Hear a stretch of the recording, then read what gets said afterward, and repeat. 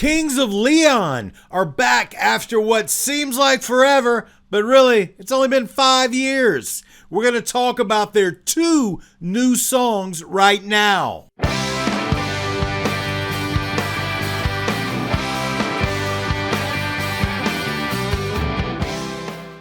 Hey everybody, Chris King here with Love Live Music. Thanks for tuning in today. If it's your first time, I'm so excited that you're here because you saw me in the algorithm and you know that you love people that talk about music. I'd like to talk a lot about live music. Right now there's not so many concerts, so we just talk about some bands that I like or some music news and things like that. And if you're interested with that stuff, hit that subscribe button. If you've been here before, I'm going to start talking just like you are ready for me to do. We're talking about Kings of Leon. Put out 2 new songs. They have not had a new album out since 2016, 2015. When was Walls? Walls, the only album that they put out that wasn't 5 syllables. Are you aware of that? Walls is a 1-syllable song title. Album title. Every other album of theirs, or most of them, have been 5 syllables. Youth and Young Manhood. Aha, Shake, Heartbreak. Only by the Night. Mechanical something. It was mechanical. Wasn't Mechanical Bull? I don't think that was the answer. And the new album. What's the new album called? When You See Yourself. Come Around Sundown. I think it is Mechanical Bull. They named an album Mechanical Bull. I must have fallen off at that point. I will say my Kings of Leon backstory is this. Don't take me as the end-all, be-all critic of Kings of Leon, because I'm not that about anybody. Maybe Prince. Maybe a little bit of the Rolling Stones and Guided by Voices. And maybe some Duran Duran and U2 and Arcade Fire and The Cult and the Black Crowes. But Kings of Leon, I was a fan when Youth and Young Manhood came out. It was sort of different than anything else at the time. I mean, I don't think anybody could really tell if it was an indie rock or straight up rock thing. But first, let me say this. Bands of brothers. The Followill family. Kings of Leon is 3 brothers and a cousin. Go back to what I talked about in the Bee Gees' How Do You Mend a Broken Heart documentary, where the cat from Oasis says brothers singing together, brothers playing together, that's something that you can't buy. And that's true. It's true of the Followills. It's true of the brothers in Michigan, in Greta Van Fleet. It's true of my friends in Reckless Kelly, the Braun brothers. It's true of the brothers Chris and Rich Robinson in the Black Crowes. It's true of this amazing band from the Ozarks in southern Missouri called Dawson Hollow. And if you're a fan of the chemistry that comes out of a family band, much like the Followills in Kings of Leon, Dawson Hollow is one that I've got my eye on, and I like to talk about them, and I love to see their shows because they're amazing. But I'll talk about that another day. Kings of Leon is what we're talking about right now. And the sound that the Followill brothers brought together, it came out of nowhere, it seemed like. This was 03, 04. The guys were all living in Nashville at the time. And when they got that record break with Youth and Young Manhood, that just sounded like something very fresh. And I'm into a lot of lo-fi indie stuff. It sounded like it was coming from that world. Little did I know, Aha, Shake, Heartbreak comes out, and tracks like The Bucket, or was Taper Jean Girl on that? Or was that on the first one? Anyway, it it was going in another direction. The third album I didn't listen to as much.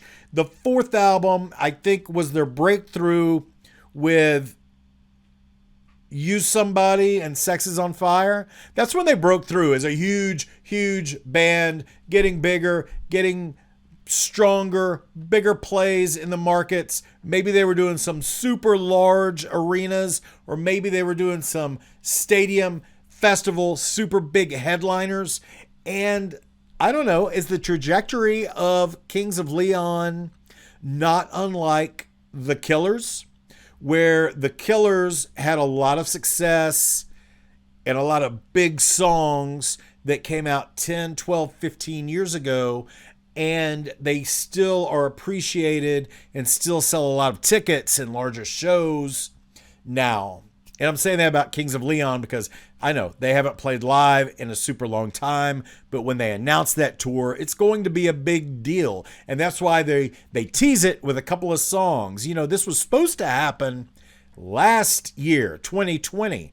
So I don't know how long they've been sitting on these, but this is what they decided to put out here in the last few hours. We've got 2 tracks, which I would assume is front side, back side, single. Not both of them are supposed to be the big song that you're always going to love. That's why there's a B-side. It is a little more indicative of something you might find on the album, or something more to pinpoint where the artist is coming from. What we have, though, is the track The Bandit, which I gotta say, I've listened to it 3 times. First time through, I thought it was okay. I thought it was interesting. I liked everything about it sonically. The way it started with the original intro notes, I thought you might hear some kids learning this and playing this at a guitar center where folks grab a guitar and they sit down and they play little riffs that they learn, right? And so that wouldn't be uncommon.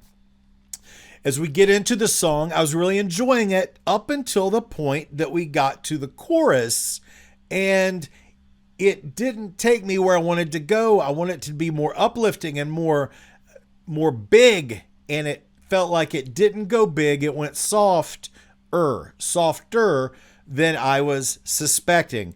Doesn't mean that I don't like the song, just means that I wasn't expecting the chorus to go where it did. Upon my second listen, I dug it even more. And I was thinking, again, back to the Killers, back to how the Killers remind me of doing some of the things that U2 did when U2 was just becoming bigger and bigger and the biggest band in the world.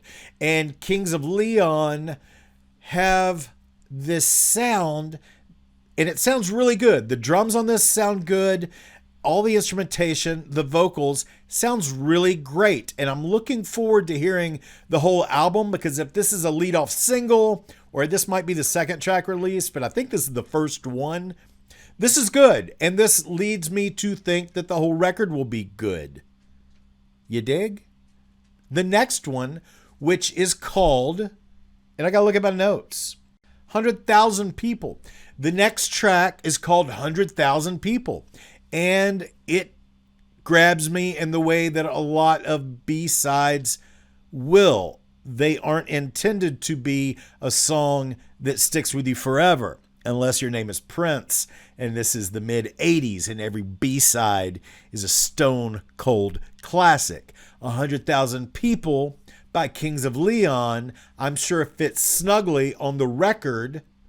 I've seen the track listing. It looks like it's going to drop after the Bandit. Maybe the Bandit is the third track on the album, and 100,000 People is the fourth track on the album.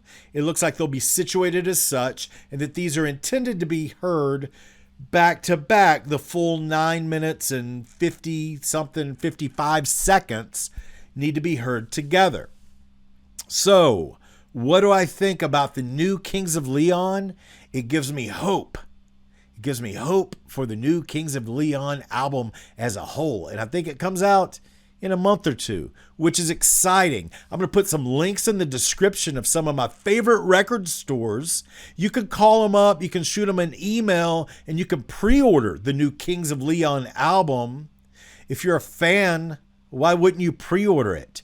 And if you like this video and you like to hear me talk about music, then why wouldn't you subscribe? I've got other videos popping up on the screen right now, and I would love for you to watch them because I dig doing this. But what I really love is live music.